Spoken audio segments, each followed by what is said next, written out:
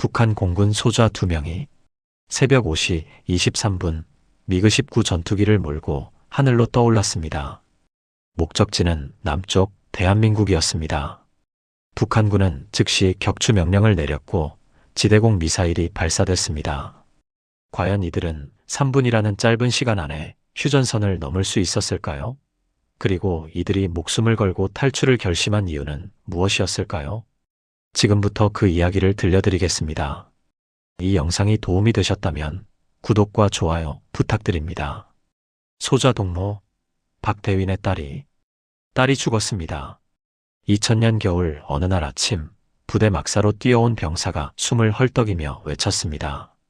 저는 그때 함경북도 청진 비행장 소속 공군 소좌였습니다. 전투기 조종사였지요. 제 동생 성민이도 같은 부대에 있었고요. 우리 형제는 아버지가 6.25 때 공군 영웅이셨던 덕분에 어릴 때부터 하늘을 지키는 게 자랑이었습니다. 그런데 박대윈의 딸이 죽었다고요?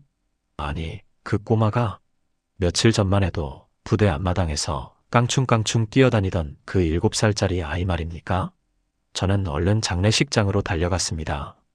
가보니 박대위 부부가 관 앞에 그냥 멍하니 앉아 계시더군요. 울지도 못하고 그냥 넋이 나간 것처럼요. 제가 관 속을 들여다보는 순간 온몸에 소름이 돋았습니다. 여러분, 7살이면 통통하고 예쁠 나이 아닙니까? 그런데 그 아이는 뼈만 앙상하게 남았더군요. 팔다리가 나뭇가지처럼 가늘고 얼굴은 해골처럼 푹 꺼져 있었습니다. 굶어 죽은 겁니다. 2000년 대한민국이 아니라 북한에서 군 간부 집 아이가 굶어 죽었습니다. 박대위 아내가 제 손을 확 붙잡았습니다. 손에 힘이 하나도 없었습니다. 소좌 동무, 우리가 뭘 잘못했습니까? 우리 남편은 조국 지키는 조종사인데 왜 우리 딸은 이렇게... 목소리가 떨리다가 끊겼습니다. 저는 입만 벙긋거렸습니다. 뭐라고 위로를 해야 할지 한마디도 나오질 않았습니다. 장례식을 마치고 부대로 돌아오는데 경납고에 줄지어 서 있는 미그 전투기들이 눈에 확 들어왔습니다. 미그-19, 미그-21, 한 대에 수십억씩 하는 철새들이 거기 20대는 좋게 있었습니다. 그런데 그놈들이 날지를 못합니다. 연료가 없어서요. 저희 조종사들은 한 달에 겨우 한두 번 훈련 비행을 할까 말까였습니다. 조국을 지킨다고? 뭘 지킨다는 거지? 그때 갑자기 아버지 목소리가 귓가에 들리는 것 같았습니다. 성철아, 조국을 지키는 게 얼마나 자랑스러운 일인지 아느냐? 우리 아버지는 6.25 때 미군 무스탕 전투기를 격추한 영웅이셨습니다.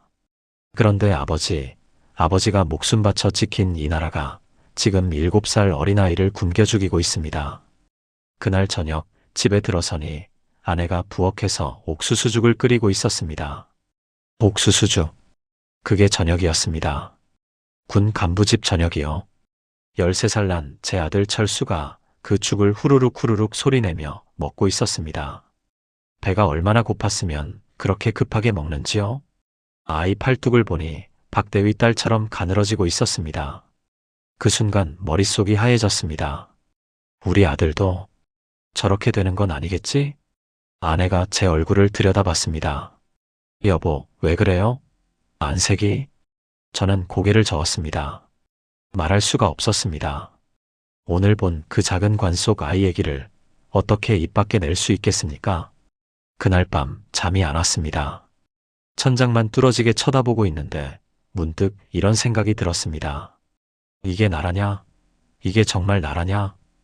그때부터였습니다. 제 마음속에 금이 가기 시작한 게 그날 밤 잠 못 이루고 누워있는데 문득 어린 시절 생각이 났습니다. 성철아, 성민아, 이리 와봐라. 7살, 5살이었을 겁니다. 우리 형제는 아버지 무릎에 앉아 이야기를 듣곤 했습니다. 아버지는 6.25 전쟁 때 공군 조종사셨거든요. 청진 비행장 근처 군인 가족촌에 살았는데 우리 집 벽에는 아버지 훈장이 유리 액자에 담겨 있었습니다. 빛나는 금색별이 박힌 그 훈장을 저희는 매일 쳐다보며 자랐습니다. 아버지, 그때 정말 미군 비행기를 떨어뜨렸어요? 동생 성민이가 눈을 반짝이며 물었습니다. 아버지는 우리 머리를 쓰다듬으며 말씀하셨지요. 그럼 무스탕이라고 하는 미군 전투기였어. 그때 아버지가 몰던 비행기는 소련제 야크마이너스9였는데 말이야. 아버지는 손으로 비행기 모양을 만들어 보이셨습니다. 이렇게 옆으로 돌아서 탕탕탕 했더니 검은 연기를 뿜으며 떨어지더구나. 우리 형제는 와 하고 박수를 쳤습니다. 아버지는 웃으시며 덧붙이셨어요. 하지만 아버지가 그런 걸 한 건 조국을 지키기 위해서란다. 전쟁이란 건 슬픈 거야. 저쪽에도 누군가의 아버지, 누군가의 아들이 타고 있었을 테니까. 그때는 그 말씀이 무슨 뜻인지 몰랐습니다. 우리는 그냥 아버지가 영웅이라는 게 자랑스러웠습니다. 어머니는 저녁마다 강냉이밥에 된장국을 끓여주셨습니다. 그때는 그게 당연한 줄 알았어요. 여러분도 아시다시피 그 시절 우리나라도 어려웠지 않습니까? 6.25 전쟁 직후라 다들 가난했지요. 하지만 어머니는 항상 이렇게 말씀하셨습니다. 우린 그래도 행복해. 가족이 다 살아있잖니. 10살 때였던가요? 아버지가 저희를 데리고 청진 비행장에 가신 적이 있습니다. 처음 본 전투기는 정말 어마어마하게 컸습니다. 은빛으로 반짝이는 미그-15 전투기가 활주로에 서 있었거든요. 와, 아버지, 저게 진짜 하늘을 날아요? 제가 물으니까 아버지가 빙그레 웃으셨습니다. 그럼 저놈이 하늘을 얼마나 빨리 나는지 아냐? 소리보다 빠르단다. 소리보다 빠른 비행기라니. 그날 저는 결심했습니다. 나도 커서 아버지처럼 조종사가 될 거야. 동생 성민이도 똑같은 생각이었던지 집에 돌아오는 길에 제 손을 꼭 잡고 말했습니다. 형님, 우리 둘 다 조종사 되자. 아버지처럼? 세월이 흘러 우리 형제는 정말로 공군에 지원했습니다. 아버지가 영웅이셨던 덕분에 추천도 받고 신체 검사도 통과했지요. 비행학교는 힘들었습니다. 새벽 5시에 일어나서 구보하고 이론 공부하고 실습하고.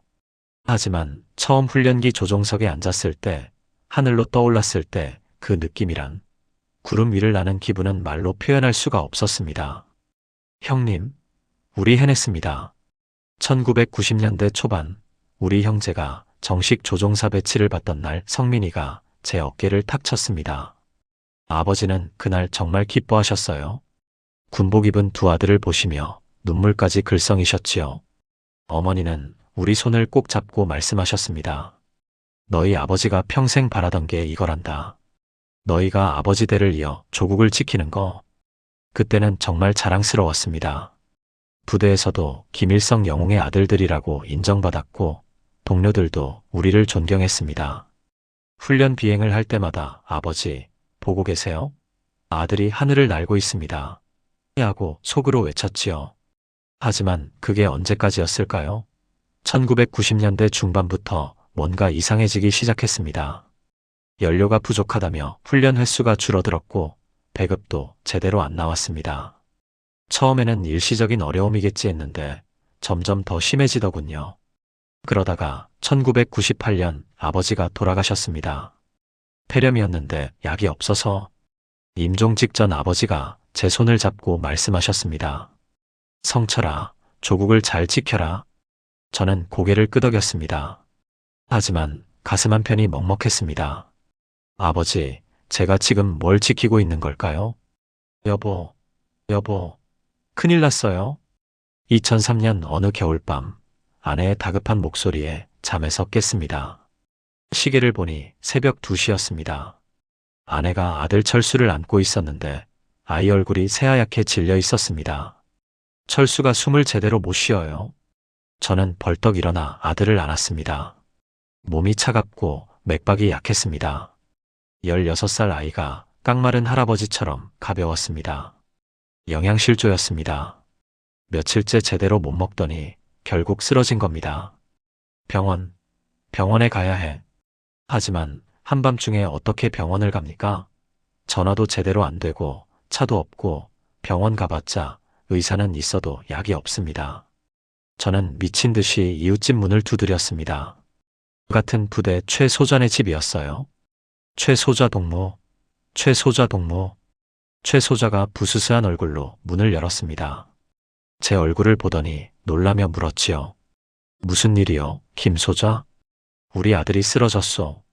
포도당 주사라도 있으면 좀 주시오. 최 소자는 고개를 저었습니다. 나도 없소. 우리 딸도 지난달에 같은 증상이었는데 그냥 버텼소. 약이 어디 있어야 말이지. 그 말에 저는 주저앉고 말았습니다. 군 간부끼리도 이런데 일반 주민들은 어떻겠습니까? 결국 그날 밤 저는 아들을 안고 걸어서 군 병원까지 갔습니다. 영하 15도 추위에 6km를 걸었습니다. 아들을 안고 걸으면서 중얼거렸지요. 철수야, 괜찮아. 아버지가 살릴게. 꼭 살릴게. 군 병원 당직 의사는 한숨을 쉬었습니다. 심한 영양실조입니다. 포도당 주사를 맞춰야 하는데 약이 없습니다. 말끝이 흐려졌습니다. 의사 동무, 제발 부탁이요. 우리 아들 좀 살려주시오. 저는 그 의사 앞에서 무릎을 꿇었습니다. 공군 소자가, 조종사가 무릎을 꿇었습니다. 자존심고 뭐고 없었습니다. 아들만 살릴 수 있다면요. 의사가 난처한 표정으로 저를 일으켜 세웠습니다. 김 소자님, 일어나십시오. 제가 개인적으로 숨겨둔 게 한 병 있습니다. 그걸 드리겠습니다. 그렇게 겨우 포도당 주사 한 병을 얻어 아들에게 놓았습니다. 다음날 아침 아들이 겨우 눈을 떴습니다. 아버지하고 작은 목소리로 불렀을 때 저는 그 자리에서 울고 말았습니다. 집에 돌아오니 동생 성민이가 와 있었습니다. 동생도 제 얼굴만 보고 무슨 일인지 알았는지 아무 말 없이 제 어깨를 두드렸습니다. 형님, 커피나 한잔 하시지요? 커피라고 해봤자 강냉이 볶아서 만든 가짜 커피였습니다. 우리는 집 뒤편 언덕에 올라가 그걸 마시며 앉아 있었습니다. 청진 시내가 내려다 보였습니다. 불도 제대로 안 들어와서 깜깜했지요. 한참을 말없이 앉아 있다가 동생이 입을 열었습니다. 형님, 우리가 뭘 지키고 있는 겁니까? 침묵이 흘렀습니다. 우리는 조종사입니다. 하늘을 지켜야 하는 사람들이지요. 그런데 비행기는 있어도 연료가 없어서 못 날고 우리 가족들은 굶어 죽어가고 있습니다. 저는 대답할 수가 없었습니다. 동생 말이 맞았으니까요. 형님, 저 요즘 남조선 방송을 들었습니다. 뭐라고? 깜짝 놀라 동생을 쳐다봤습니다. 남조선 방송을 듣는 건 엄청난 범죄였습니다. 적발되면 정치범 수용소에 끌려갑니다. 무슨 짓을 한 겁니까? 동생은 쓸쓸히 웃었습니다. 형님, 거기는 우리랑 다릅니다. 사람들이 잘 먹고 병원도 제대로 돌아가고 약도 얼마든지 있답니다. 같은 민족인데 말이지요. 저는 아무 말도 못하고 고개만 숙였습니다. 형님네 철수도 우리 딸 미영이도 이대로 가면 죽습니다. 동생 목소리가 떨렸습니다. 형님, 우리 아이들이 죽습니다. 그날 밤 하늘을 올려다봤습니다. 별이 쏟아질 듯 많았습니다. 문득 이런 생각이 들었습니다. 저 하늘 넘어 남쪽도 같은 별을 보고 있겠지. 그때 어머니 목소리가 떠올랐습니다. 우린 그래도 행복해. 가족이 다 살아있잖니. 하지만 지금은 가족이 살아있어도 행복하지 않았습니다. 아니, 살아있는 게 아니라 그냥 죽지 않고 버티는 것뿐이었습니다. 제 마음속 어딘가에서 작은 소리가 들리기 시작했습니다. 여기서 나가야 한다. 아이들을 살리려면 나가야 한다. 형님, 저놈을 봤습니까? 2009년 봄, 동생이 제 팔을 잡아 끌며 속삭였습니다. 부대 광장에서 공개 처형이 있었습니다. 탈영병 가족이었습니다. 아내와 어린 딸까지 총살당했습니다. 죄목은 적대계층 가족이었습니다. 그날 밤 동생이 제 집으로 왔습니다. 주위를 살피더니 작은 목소리로 말했습니다. 형님, 우리 비행기가 있지 않습니까? 순간 심장이 멎는 줄 알았습니다. 미쳤나? 그게 무슨... 형님, 아이들은 살려야 합니다. 이대로 있다간 우리 가족도 저렇게 됩니다. 동생 눈에 눈물이 고였습니다. 저도 마찬가지였습니다. 탈북하다 잡히면 3대가 멸문입니다. 하지만 여기 있어도 죽습니다. 굶어 죽든지 총살당하든지. 언제 할 겁니까? 제가 물었습니다. 동생이 제 손을 꽉 잡았습니다. 1년 준비하겠습니다.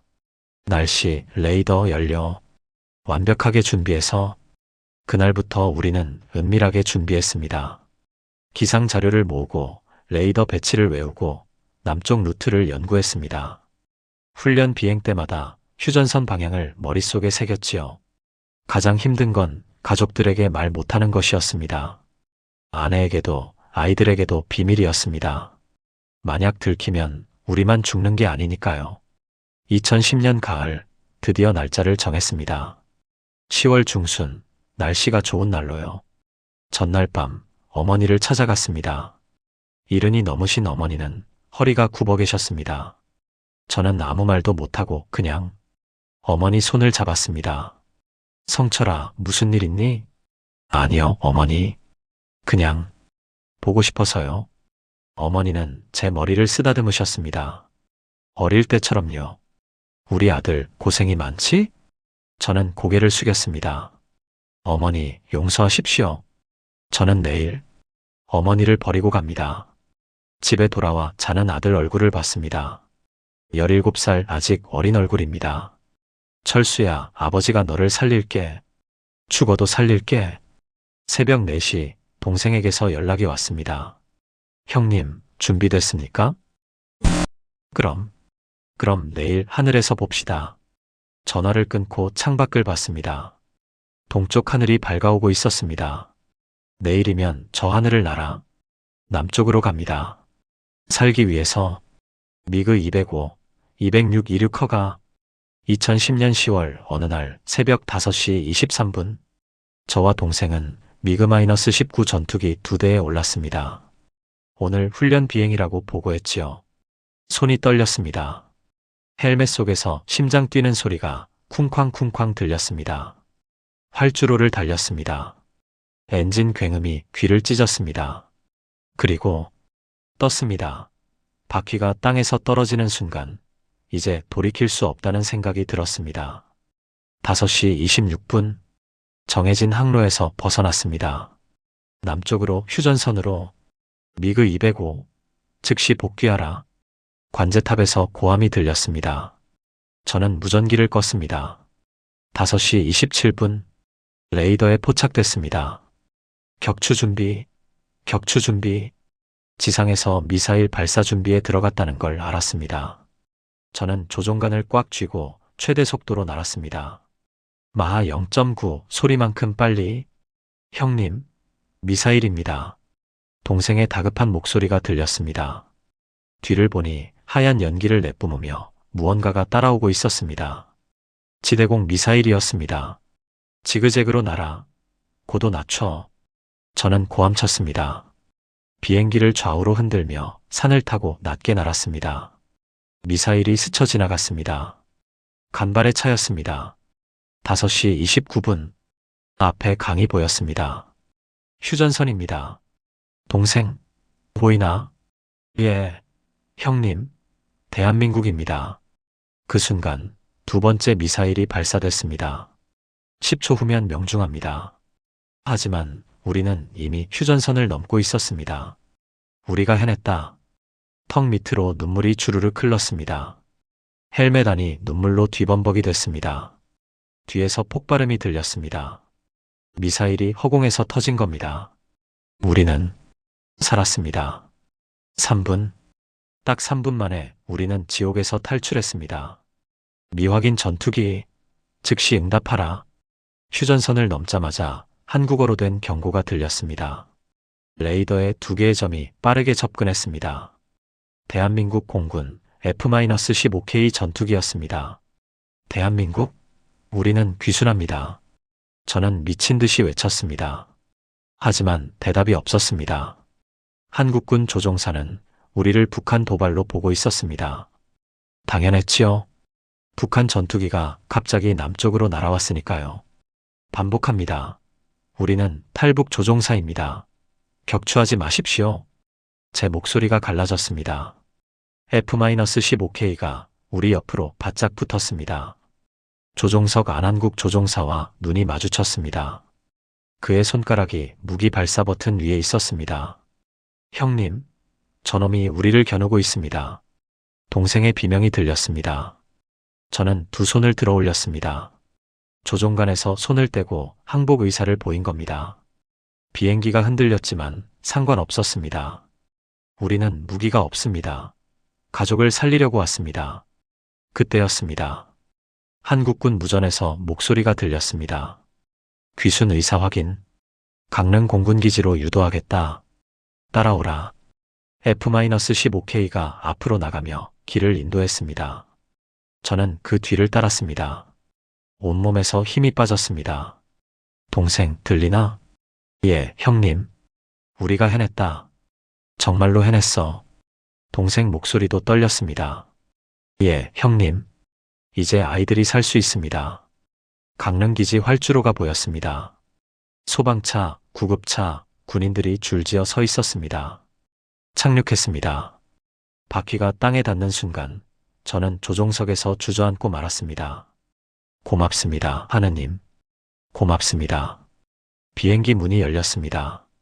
한국군 장교들이 다가왔습니다. 저는 비틀거리며 내렸습니다. 그리고 동생과 부둥켜 안고 울었습니다. 대한민국 땅에서, 자유의 땅에서 말이지요. 북한을 탈출한 지 꼭 10분이었습니다. 하지만 제 인생이 완전히 바뀐 10분이었습니다. 김성철 씨, 앉으십시오. 국정원 조사관이 서류를 펼쳤습니다. 귀순한 지 일주일째였습니다. 매일 조사를 받았지요. 간첩이 아니라는 걸 증명해야 했습니다. 북한에 남은 가족은 누구입니까? 어머니가 계십니다. 70이 넘으셨는데 혼자 사십니다. 조사관이 고개를 끄덕였습니다. 아내와 자녀들은 함께 탈출했고요. 동생도 마찬가지고. 그런데 김 씨, 각오는 하셔야겠습니다. 무슨 말씀이십니까? 북한에 남은 가족들은 처벌받을 겁니다. 정치범 수용소로 갈 가능성이 큽니다. 머리를 망치로 얻어맞은 것 같았습니다. 어머니가 수용소에 끌려간다고요? 70이 넘은 노인을? 그날 밤 잠을 못 잤습니다. 어머니 얼굴이 자꾸 떠올랐습니다. 마지막으로 뵀을 때 제 머리를 쓰다듬으시던 그 손길이 느껴졌습니다. 어머니, 용서하십시오. 제가 살려고 어머니를 지옥에 보냈습니다. 동생도 마찬가지였습니다. 하나원에서 만났을 때 동생 얼굴이 반쯤 죽어 있었습니다. 형님, 우리가 너무 큰 죄를 지은 게 아닐까요? 저는 동생 어깨를 잡았습니다. 아니야. 우리 아이들을 살렸잖아. 어머니도 그걸 원하셨을 거야. 하지만 제 목소리도 떨렸습니다. 정말 그럴까요? 정말 어머니가 이해하실까요? 하나원에서 석 달을 보냈습니다. 나만 사회 적응 교육을 받았지요. 신기한 게 많았습니다. 편의점에 24시간 불이 켜져 있고, 마트에 물건이 산더미처럼 쌓여 있고, 사람들이 휴대전화로 영상을 보는 것도 놀라웠습니다. 하지만 적응은 쉽지 않았습니다. 말투가 달랐습니다. 동무라고 하면 사람들이 웃었습니다. 음식 맛도 달랐고요. 뭐든지 달고 짰습니다. 가장 힘든 건 밤이었습니다. 잠들려고 하면 어머니 얼굴이 보였습니다. 수용소 어딘가에서 고생하고 계실 어머니가요. 그래도 버텨야 했습니다. 아들 철수가 학교에 다니기 시작했습니다. 처음으로 배불리 먹고 따뜻한 방에서 자고 친구들과 뛰어노는 아들을 보면서 생각했습니다. 그래, 이거라도 지켜야지. 아이들의 미래만은 지켜야지. 대한민국 공군에서 연락이 왔습니다. 북한 공군 전술에 대해 자문을 해달라고요. 조종사로서의 경험이 필요하다고 했습니다. 저는 그 일을 시작했습니다. 다시 비행복을 입을 수는 없었지만 이렇게라도 하늘과 연결되어 있고 싶었습니다. 아버지, 저 합격했어요. 아들 철수가 대학 합격증을 들고 뛰어왔습니다. 이제 28살 건강하게 자란 청년이 되었습니다. 16세 영양실조로 쓰러졌던 그 아이가 말입니다. 귀순한 지 14년이 흘렀습니다. 저는 지금 김포공항 근처에서 항공안전 관련 일을 하고 있습니다. 비행기를 직접 몰지는 못하지만 매일 하늘을 올려다보며 일합니다. 동생 성민이는 인천에서 무역업을 하고 있고요. 아이들은 모두 대학을 나왔거나 다니고 있습니다. 남한 말도 완전히 익혔고 친구들도 많습니다. 이 아이들이 배불리 먹고 맘껏 공부하고 자유롭게 꿈을 꾸는 모습을 볼 때마다 생각합니다. 그래, 잘한 거야. 이게 맞는 거야. 하지만 매일 밤 어머니를 생각합니다. 지금 어디 계실까요? 살아계시기나 할까요? 북한 소식을 인터넷으로 찾아볼 때마다 가슴이 미어집니다. 같은 하늘 아래 있는데 만날 수가 없습니다. 명절이 되면 더 그립습니다. 어머니가 끓여주시던 강냉이죽, 손수 담그시던 김치 맛이 생각납니다. 제삿날이면 북쪽을 향해 절을 올립니다. 아버지 산소도 못 가고 어머니 산소도 모릅니다. 그저 하늘을 보며 빕니다. 얼마 전 아들이 물었습니다. 아버지, 할머니는 언제 만날 수 있어요? 저는 대답하지 못했습니다. 대신 이렇게 말했지요. 철수야, 언젠가는 통일이 될 거야. 그때 가서 할머니 산소에 함께 절하자. 통일. 그게 제 마지막 꿈입니다. 우리 세대에는 못 보더라도 우리 아이들 세대에는 꼭 이뤄졌으면 좋겠습니다. 같은 말을 쓰고 같은 피가 흐르는 민족이 왜 총부리를 겨눠야 합니까? 저는 오늘도 하늘을 봅니다. 북쪽도 남쪽도 같은 하늘입니다. 언젠가 그 하늘 아래 하나 된 민족이 살아가기를 간절히 기도합니다. 어머니, 조금만 기다리십시오. 아들이 꼭 찾아뵙겠습니다.